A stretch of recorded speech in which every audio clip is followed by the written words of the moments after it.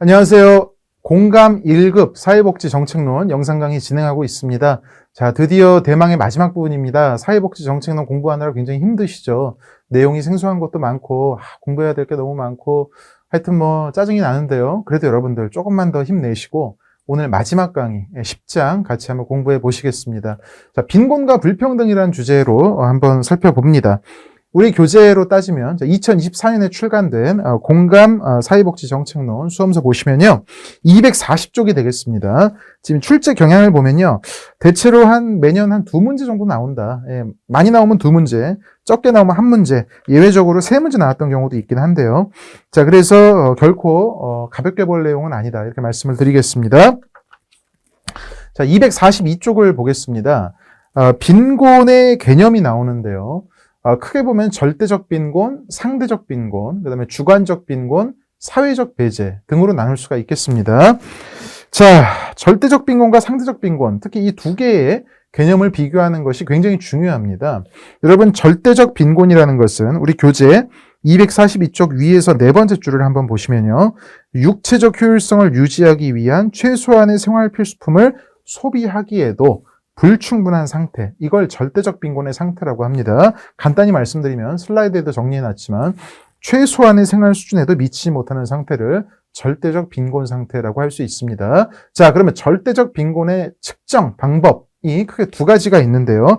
전물량 방식이 있고 두 번째는 반물량 방식이 있습니다. 전물량 방식은 라운트리 방식이라고 하고요. 반물량 방식은 오시안스키 방식이라고 합니다. 자, 전물량 방식, 라운트리 방식은요. 242쪽 교재를 보시면요.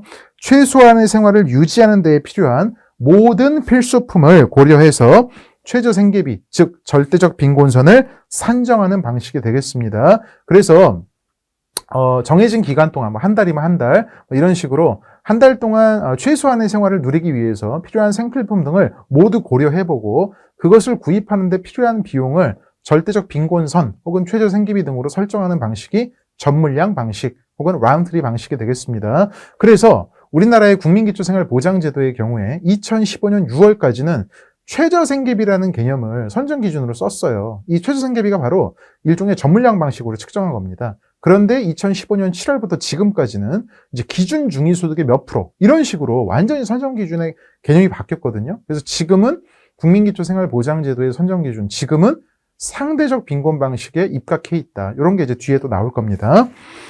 자, 두 번째 242쪽에 이제 두 번째 절대적 빈곤 측정 방식은 상대적 빈곤, 반물량 방식입니다. 이 반물량 방식은 오시안스키 방식이라고도 하는데요. 자, 설명 읽어보죠. 반물량 방식은 기본 영양량을 섭취할 수 있는 최소한의 식품비에 엥겔 계수의 역을 곱해서 최저 생계비, 즉 절대적 빈곤선을 추정하는 방식입니다. 그러니까 이건 뭐냐면 전물량 방식처럼 모든 생필품을 다 따지는 게 아니고 주로 이제 식품과 관련된 비용만 따지는 겁니다. 그래서 인간이 최소한의 생활을 유지하기 위해서 섭취해야 되는 영양량이 있을 것이고 그 영양량을 충족하기 위해서 식품을 구입해야 되겠죠. 그래서 필요한 식품비가 있을 겁니다. 이러한 최소 식품비의 엥겔 계수의 역수를 곱하면 절대적 빈곤선, 즉 최저생계비가 도출된다는 의미가 되겠습니다. 엥겔 계수라는 건 뭐냐? 가계의 소비 지출 중에서 식료품비가 차지하는 비중이 될 거예요. 그래서 대체로 저소득층일수록 엥겔 계수가 높고요. 고소득층일수록 엥겔 계수는 낮아지는 경향이 있습니다. 만약에 한 달 동안 최소한의 삶을 유지하기 위해서 필요한 식품비가 30만 원이다. 자, 그런데 저소득층의 엥겔 계수가 만약에 3분의 1이다. 그러면은 뭡니까? 오시안스키 방식으로 최저생계비를 구하려면 최저 식품비 30만 원 곱하기 엥겔 계수 3분의 1의 역수인 3을 곱해서 90만 원 이런 식으로 최저생계비를 구할 수 있다는 것이죠. 자, 이제 상대적 빈곤 살펴보겠습니다. 여러분, 절대적 빈곤이라는 것은 진짜 최소한의 생활을 면할 수 있는 그러한 개념입니다. 근데 상대적 빈곤은 그런 게 아니고요. 어떤 사회의 사람들의 전반적인 생활 수준을 놓고 그거에 대해서 이제 빈곤을 결정하는 겁니다. 그래서 상대적 빈곤은 한 사회의 전반적인 생활 수준을 반영해서 빈곤을 규정하는 것으로서 그 사회의 불평등의 정도와 관계가 깊다고 할 수가 있겠습니다. 그래서 대체로 뭐 아주 잘 사는 나라의 상대적 빈곤선은 아주 못 사는 나라의 상대적 빈곤선보다 굉장히 높다고도 우리가 생각할 수가 있겠죠. 243쪽을 봅니다. 상대적 빈곤을 측정하는 방식이 여러 가지가 있는데요. 첫 번째로는 중위소득 또는 평균소득을 이용한 측정 방식이 있겠습니다. 그래서 전 세계적으로는 대체로 뭐 중위소득의 50% 또는 중위소득의 60%를 상대적 빈곤선으로 많이 활용하고 있습니다. 이때 주로 우리가 이제 평균소득의 50% 이런 것보다는 중위소득의 50%를 상대적 빈곤선으로 많이 쓰는데요. 그 이유는 뭐냐면 평균소득은 초고소득자와 같은 그런 이상치, 아주 그 특이한 값을 가진 사람들의 영향을 많이 받거든요. 그런데 상대적으로 중위소득은 순서만 따지기 때문에, 중위소득이 뭡니까? 전체 국민을 소득 수준으로 쭉 줄을 세웠을 때 딱 중간에 위치한 사람의 소득 수준이 중위소득이거든요. 그러니까 중위소득은 초고소득자와 같은 그러한 아주 이상치, 특이한 값의 영향을 적게 받기 때문에 중위소득의 50%와 같은 그러한 상대적 빈곤선이 훨씬 더 그 사회에 어떤 그 전반적인 그런 경향을 나타내기에 적절한 값이라고 판단을 하는 것입니다. 그래서 평균 소득의 일정 비율보다는 대체로 중위소득의 일정 비율을 상대적 빈곤선으로 많이 활용한다는 것도 알아두시기 바랍니다. 그게 이제 243쪽에 설명이 되어 있고요. 특히 아까도 말씀드렸습니다마는 현재 우리나라의 국민기초생활보장제도의 선정 기준은 상대적 빈곤 개념에 입각해 있다. 이 내용은 시험에 4번이나 나왔다는 거 말씀을 드립니다. 자, 그 다음에 243쪽에 중간을 보시면 전체 소득 분포에서 일정 수준 이하의 인구로 측정하는 그러한 상대적 빈곤 측정 방식도 있겠습니다. 대표적으로 1분위, 소득 하위 10% 이런 게 여기에 해당되는 방식이 되겠습니다. 자, 마지막으로 박탈지표 방식이라고 해서 타운젠트 방식 또는 타운센드 방식도 상대적 빈곤의 측정 방식이 되겠습니다.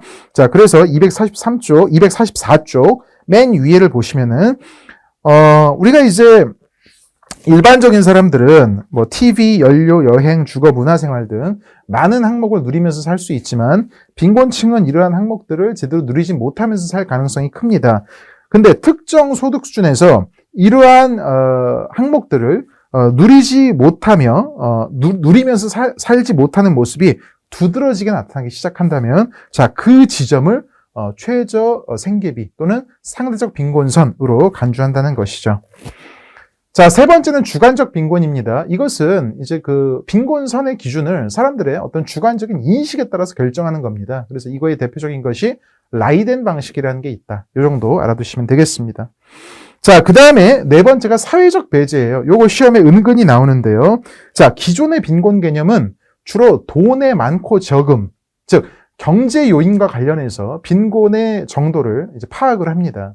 근데 사회적 배제는 경제 요인뿐만 아니고 경제적 차원뿐만 아니고 뭐 사회적 차원, 뭐 심리적 차원, 뭐 어떤 그 정치적 차원, 문화적 차원 이런 다양한 다차원적인 요소를 고려하는 겁니다. 그래서 빈곤층은 이러한 다차원적으로 박탈되어 있다, 배제되어 있다 이런 개념이 사회적 배제다 이렇게 정리할 수가 있겠습니다. 그래서 우리 244쪽에 밑에서 여덟 번째 줄을 보시면 사회적 배제는 빈곤에 대해서 다차원적으로 접근하는 개념이자 새로운 접근법이다. 사회적 배제는 개인과 집단의 박탈과 불평등을 유발하는 다양한 영역을 포괄한다. 자, 그 다음이요. 사회적 배제는 빈곤의 동태적 과정, 즉 역동성을 강조한다. 그리고 뭐 뒤에 있는 설명 반복되는 그 문장이니까요. 한번 읽어보시면 되겠습니다. 자, 이렇게 해서 빈곤의 개념 한 4가지 정도로 유형을 나눠서 정리를 해봤습니다. 자, 그 다음에 이제 빈곤을 측정하는 어떤 그런 지표들이 나오는데요. 한 3가지 정도만 보겠습니다. 첫 번째 빈곤율, 두 번째 빈곤 갭, 세 번째는 센 지수가 있겠습니다. 자, 빈곤율이요. 245쪽입니다. 빈곤율은 빈곤 인구가 전체 인구에서 차지하는 비율로 정의가 됩니다. 이때 소위 이제 빈곤선을 절대적 빈곤선을 쓸 수도 있고 상대적 빈곤선을 쓸 수도 있겠죠. 자, 두 번째는 빈곤 갭입니다. 자, 빈곤 갭이라는 것은 설명을 보겠습니다.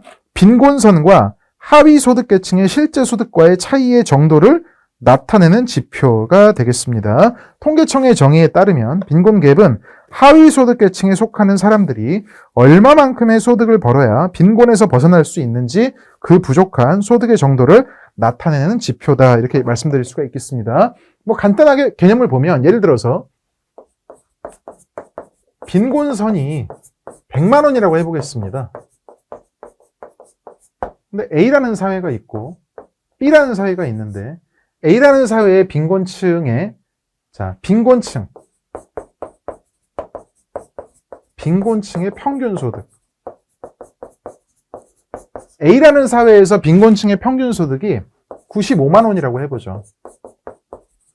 그 다음에 B라는 사회에서 빈곤층의 평균 소득은 25만 원이라고 해보겠습니다. 자, 그러면은 여러분, 만약에 A라는 사회하고 B라는 사회가 만약에 빈곤율이 10%로 똑같다고 해봐요. 빈곤율이 10%로 똑같아도 사실은 어떤 사회의 빈곤 문제가 더 심각합니까? 당연히 B라는 사회의 빈곤 문제가 훨씬 심각하겠죠. 왜? 여기는 빈곤율은 똑같아도 빈곤층이 훨씬 더 삶의 상태가 열악하기 때문입니다. 그죠?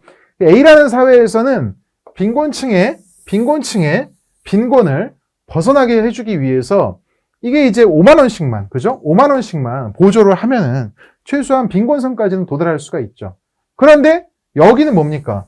75만 원을 더해야 75만 원을 더해야 빈곤선에 도달할 수 있는 그런 사회가 되는 것이죠. 그래서 빈곤 갭이라는 것은 빈곤선과 실제 빈곤층의 평균 소득 간의 차이, 이 갭이죠. 차이가 갭이잖아요. 그죠? 그래서 이거를 나타내는 개념이다. 이렇게 말씀드릴 수가 있겠습니다.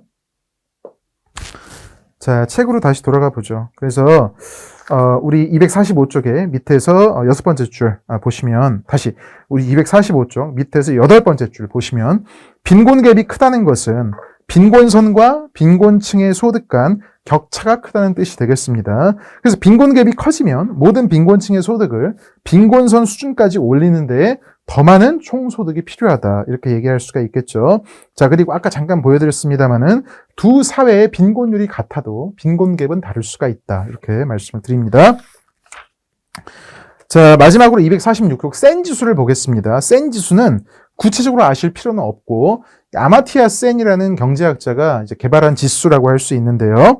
이 센 지수에는 여러 가지 개념이 반영되어 있습니다. 우리 책을 보시면 빈곤율도 들어가 있고 빈곤층의 진위 계수도 들어가 있고 빈곤 갭도 들어가 있습니다. 그래서 시험에 나왔던 표현을 빌리자면 센 지수는 빈곤율, 빈곤 갭, 빈곤층 소득의 진위 계수가 반영되어 있어서 각 값을 따로 파악할 때보다 종합적으로 빈곤의 정도를 파악할 수 있는 지표이다. 이 정도가 시험에 나왔다는 거 말씀을 드립니다. 자, 그 다음에 우리 이제 길었던 공감 사회복지 정책론 영상 강의의 마지막입니다. 그것은 이제 불평등의 개념과 측정인데요. 자, 이 소득 불평등을 측정할 수 있는 그러한 이제 지표들이 여러 가지가 있습니다. 뭐 시장 소득도 진위 계수도 있고요. 그다음에 뭐 10분위 분배율도 있고요. 10분위 배율 또는 5분위 배율도 있는데요.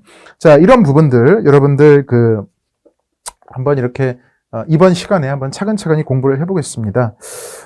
이 진위 계수를 공부하기 전에 제가 247쪽과 248쪽에 소득 불평등의 개념 그리고 사회복지 정책의 소득 불평등 완화 효과를 간단하게 좀 설명한 내용이 있는데 이게 이제 시험에 많이는 아닌데 한 번 정도 여기 이제 언급된 부분이 있어서 간단하게 좀 정리를 했습니다.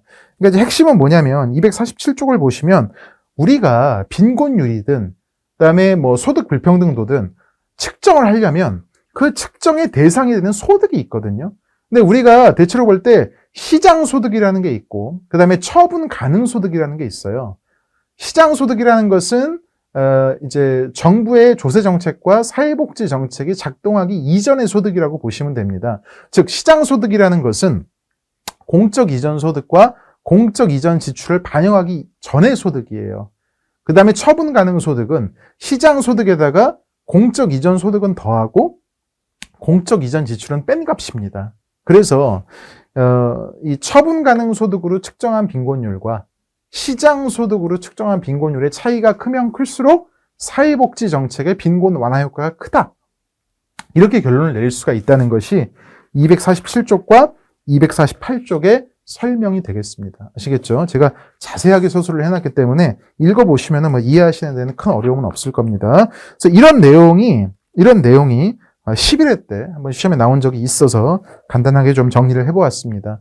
근데 이거보다 이제 더 중요한 게 사실은 248쪽부터 나오는 지니계수하고 로렌츠 곡선이에요. 이 부분은 뭐 시험에 굉장히 자주 나왔습니다. 여러분 여기 지금 기출표기 보면 아시겠지만 뭐 10회, 12회, 15회, 16회, 17회, 18회, 20회, 22회 뭐 거의 뭐 경년에 한 번꼴로는 나왔다고 볼 수가 있겠죠. 그래서 이 부분을 신경을 많이 쓰셔야 됩니다. 자, 그러면 소득 불평등을 측정하는 가장 대표적인 지수인 지니계수를 보겠습니다. 자, 이 지니계수를 계산하시려면 로렌츠 곡선을 이해해야 됩니다. 여러분, 이 로렌츠 곡선, 지금 이거거든요. 요거죠, 요거. 로렌츠 곡선인데, 일단 로렌츠 곡선이 뭔지 한번 읽어보죠. 248쪽. 자, 로렌츠 곡선은, 일단 로렌츠 곡선의 가로축에는 인구 누적 비율이 나옵니다. 인구 누적 비율. 그 다음에, 로렌츠 곡선의 세로축에는 소득 누적 비율이 있죠. 그래서 인구 누적 비율과 소득 누적 비율이 만나는 그 수많은 점들을 이은 곡선, 이거를 로렌츠 곡선이라고 합니다. 아시겠죠? 자, 그러면 여러분, 자, 한번 보죠. 예를 들어서 인구가, 자, 여기 이제 공란이 넓으니까 여기다 한번 이제 그려보겠습니다. 인구가 5명이 있는 사회를 한번 생각해 보죠. A, B, C, D, E 이렇게 아시겠죠? 그 다음에 각 인구가 소득을 A는 10만 원, B는 30만 원, C는 100만 원, 그 다음에 D는 예를 들어서 뭐 270만 원, 그 다음에 E는 얼마라고 할까요? 1000만 원 이렇게 해봅시다. 자, 그러면 한번 로렌츠 곡선을 이런 식으로 그린다는 겁니다. 자, 이렇게 하면 여기 지금 가로축이 여러분 인구 누적 비율이었죠? 인구 누적 비율, 그죠? 그 다음에 이제 세로축이 소득 누적 비율이죠. 네, 소득 누적 이렇게. 자, 그러면은 A 어떻습니까? A는 일단 전체 인구 중에서 A를 딱 카운트하면은 20%가 되겠죠. 20%. 그죠? 비율이니까. 그 다음에 A는 전체 소득이 얼마예요? 합해 보면은 40만 원, 140만 원, 이거를 260이라고 할게요. 딱 떨어지는 게 계산하기 편하니까. 그러면은 40만 원, 140만 원, 그 다음에 400만 원, 1000만 원. 전체가 1400만 원이네요. 그죠? 그 중에 10이니까, 와, 이거 뭐 비율이 굉장히 적겠다. 그죠? 예, 그래서 뭐 아주 적은 비율. 여기 찍어 봅시다. 이렇게. 그 다음에 B. B는 전체 5명 중에 2명이니까 40%. 5명 중에 2명이면 40% 누적이죠. 그 다음에 누적 소득 10 더하기 30만 원. 그럼 40만 원이죠. 그러면 이거는 1400분의 40이면은 대략 한 3% 정도 되는 거죠. 약간 더 비율이 올라가는 거죠. 이렇게. 그 다음에 60%. 왜? 5명 중에 3명이니까. 그죠? 그럼 여기까지 더하면 140만 원이 되는 거예요. 그러면은 1400만 원 중에 140만 원이면은 우리가 이제 10%가 되는 거네요. 그죠? 10%. 이렇게. 그 다음에 네 번째 사람. 자, 80만 원이죠? 80%죠? 전체 5명 중에 4명이니까 80%. 그 다음에 140에 260을 더하면 400이 되는 거죠?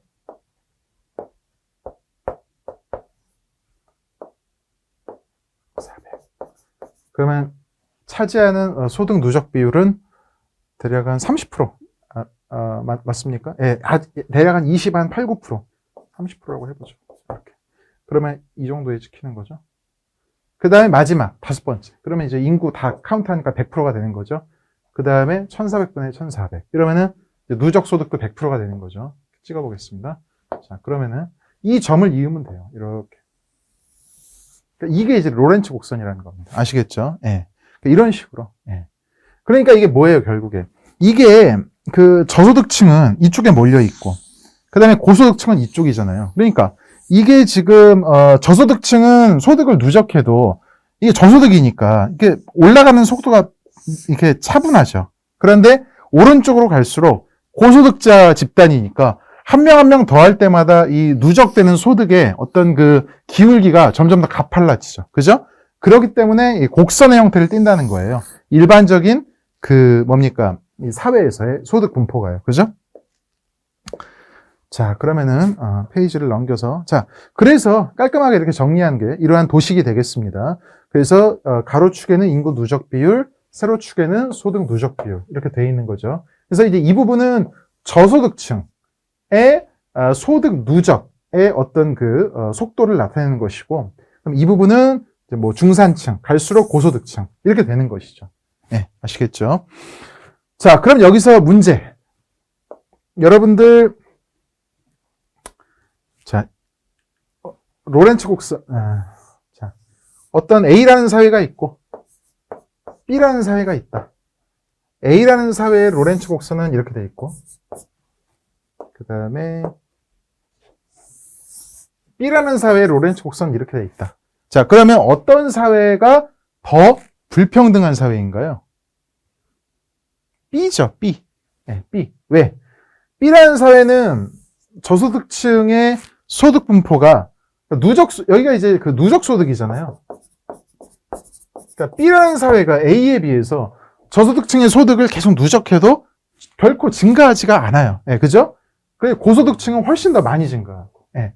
그러니까 B가 A보다 훨씬 불평등한 거예요. 그래서 결론, 로렌츠 곡선이 우하향할수록, 로렌츠 곡선이 오른쪽 아래로 내려갈수록 더 불평등한 사회임을 나타낸다. 아시겠죠? 그래서 가장 평등한 사회에서의 로렌츠 곡선은 이렇게 45도 모양의 대각선으로 돼요. 가장 평등한 사회. 모두가 소득을 만약에 100만 원씩 갖고 있다. 그러면 그냥 똑같이 누적 소득, 소득이 누적되는 이 비율이 동일한 거예요. 기울기가 똑같아요. 네, 아시겠죠? 그리고 가장 불평등한 사회, 불평등이 극심한 사회의 로렌츠 곡선은 어떻게 된다? 이렇게. 아이고, 다시. 이렇게. 네. 그림 다 지우고 해볼게요.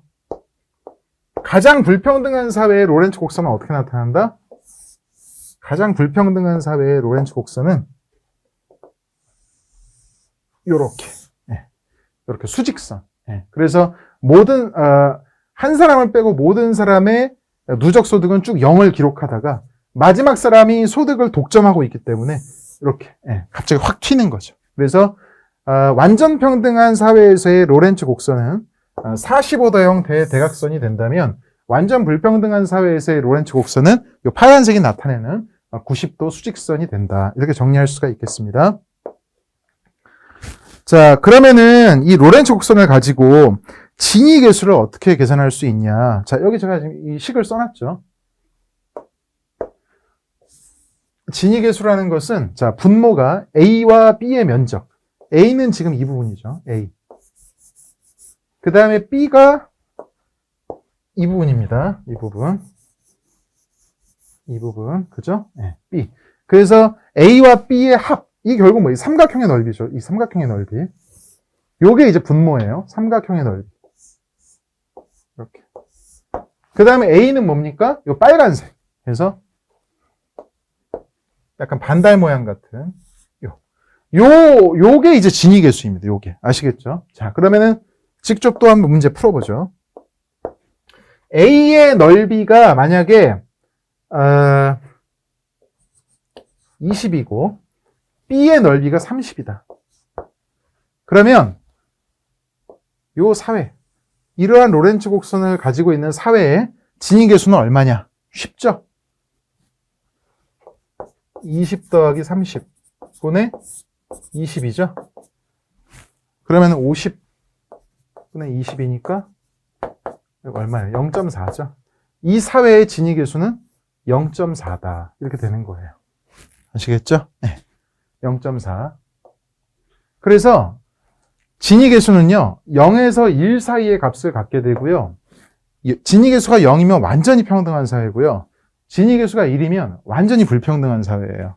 그러니까 진위 계수가 1이라는 것은 이 로렌츠 곡선이 완전히 밑으로 이렇게 딱 붙어가지고 분자도 삼각형, 분모도 삼각형 이렇게 되는 거예요. 이런 사회는 완전히 불평등한 사회예요. 반대로 완전히 평등한 사회는 로렌츠 곡선이 여기에 딱 붙어가지고 분자가 0이 돼버리는 거예요. 예. 분자는 0. 이게 이제 완전 평등한 사회. 아시겠죠? 예. 이렇게 이제 정리할 수 있겠습니다. 자, 그래서 제가 지금 말씀드린 내용을 제가 책에다가 차분하게 잘 정리를 해드렸고요.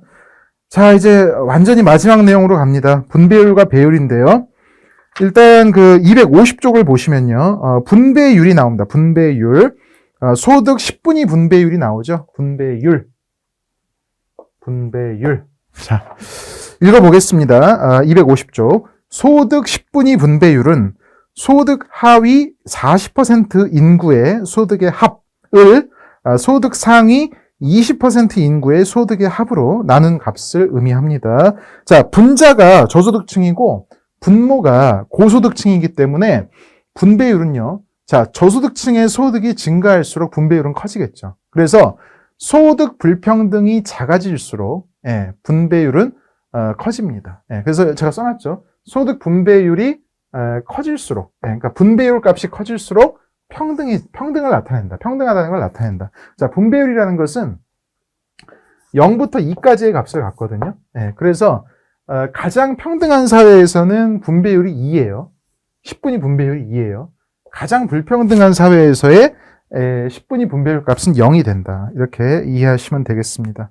소득이 완전히 평등한 사회에서의 10분위 분배율은 2, 소득이 완전히 불평등한 사회에서의 10분위 분배율은 0이다. 그러니까 250쪽의 수식을 보시면 분자의 값이 0이 되면 이게 이제 완전히 불평등한 사회죠. 즉 소득 하위 40% 인구 소득의 합은 0이고 그 다음에 이제 소득 상위 20% 인구의 소득의 합이 전체를 차지할 때 이거 이제 10분위 분배율은 0의 값을 갖게 되겠죠. 정리합니다. 소득 10분위 분배율 값이 커질수록 평등하다는 걸 나타낸다. 아시겠죠? 자, 그 다음에 마지막으로 배율입니다. 자, 배율은 반대예요. 배율은 분자가 이제 부자들이 차지하고 있고 분모는 빈자들이 차지하고 있거든요. 그러니까 소득 불평등이 심하다는 것은 부자의 소득이 늘어나고 빈자의 소득은 줄어드는 것이기 때문에 배율에 이 공식에 대입을 하자면은 배율 값은 커지는 거죠. 그래서 소득이 불평등해질수록 배율은 계속 무한대로 커집니다. 그러니까 배라는 건 뭐예요? 부자가 빈자보다 몇 배나 더 잘 사냐? 뭐 그런 의미라고 생각하시면 돼요. 그래서 암기하기에 좋은 거는 분배라는 거는 좋은 거잖아요. 그러니까 분배율. 분배가 커질수록 평등하다. 그래서 커질수록 평등. 아시겠죠? 배율은 이건 뭐예요? 부자가 빈자보다 몇 배 더 잘 사냐. 그래서 배율은 커질수록 불평등. 이렇게 생각하시면 됩니다. 그래서 완전 평등한 사회에서의 10분위 분배율의 값은 1입니다. 그리고 완전 불평등한 사회에서의 10분위 배율의 값은 무한대로 커져요. 아시겠죠? 그래서 다시 정리하면 배율은 그 값이 커질수록 불평등한 사회를 나타낸다. 이렇게 말씀드릴 수가 있겠습니다. 지금 251쪽에 위에서 세 번째 줄을 보시면 완전히 평등한 사회의 10분위 배율 또는 5분위 배율 값은 1이다. 이렇게 나와 있거든요. 그리고 완전히 불평등한 사회의 배율 값은 무한대로 증가한다. 이렇게 나옵니다. 참고로 이제 그 수험서에는 뭐 이상은 없는데요. 우리 이제 요약집에서 이 지금 10분위 배율과 5분위 배율 값이 완전히 평등할 때 0이라고 그 인쇄가 이제 오류가 있는 부분이 있는데 여러분 이제 요약집 갖고 계신 분들은 배율이 완전히 평등한 사회에서의 값은 0이 아니고 1이다라고 이렇게 정정을 좀 해주시기 바라겠습니다. 제가 공감사회 카페에는 정오표, 요약집에 대한 정오표를 올리도록 하겠습니다.